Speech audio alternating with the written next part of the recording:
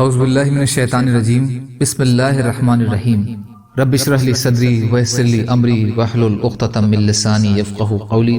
ریاض الصالحین دوسرا حصہ کتاب الجہاد۔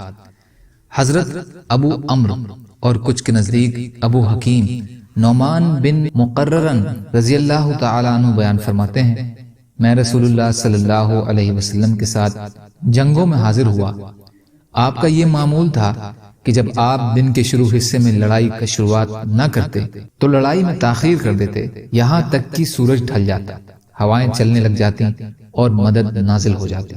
ابو داؤد حسن صحیح۔ فائدہ، اس حدیث سے جنگ شروع ہونے کے دو وقت معلوم ہوئے، یا تو صبح سویرے ہی جہاد شروع کر دیا جائے، ورنہ پھر دوپہر کے بعد لڑائی شروع کی جائے۔ صبح سویرے مسلمان تازہ دم اور دشمن غافل ہوتا ہے، اور دوپہر کے بعد سورج کی روشنی میں ہر قسم کی نقل و حرکت آسان ہوتی ہے۔ اس کے علاوہ اس وقت اللہ کی مدد بھی نازل ہوتی ہے، اس لیے یہ دو وقت لڑائی کے لیے بہتر وقت ہیں۔ حضرت ابو ہریرہ رضی اللہ تعالی عنہ روایت فرماتے ہیں کہ رسول اللہ صلی اللہ علیہ وسلم نے فرمایا، دشمن سے لڑنے کی آرزو مت کرو اور اللہ سے بھلائی کا سوال کیا کرو، لیکن جب تمہارا ان سے مقابلہ ہو تو جمے رہو۔ بخاری اور مسلم۔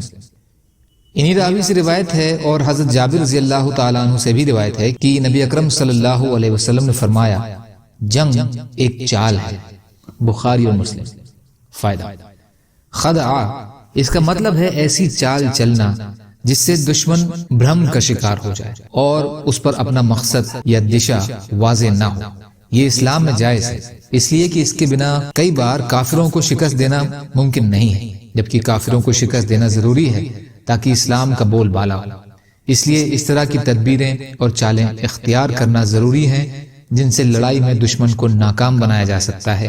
بہرحال ان حدیث سے واضح ہے کہ اسلام میں جہاد کی کتنی اہمیت اور تاکید ہے، اور اس سے منہ موڑنا، غفلت کرنا یہ بڑا جرم ہے۔ لیکن بدقسمتی سے اس وقت مسلمان ہر جگہ اس ترک جہاد کے مجرم ہیں۔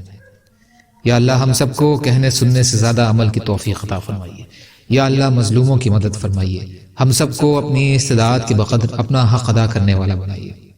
یا اللہ رحم کا، کرم کا، عافیت کا، درگزر کا معاملہ فرمائیے۔ یا اللہ صحت کلی عطا فرمائیے۔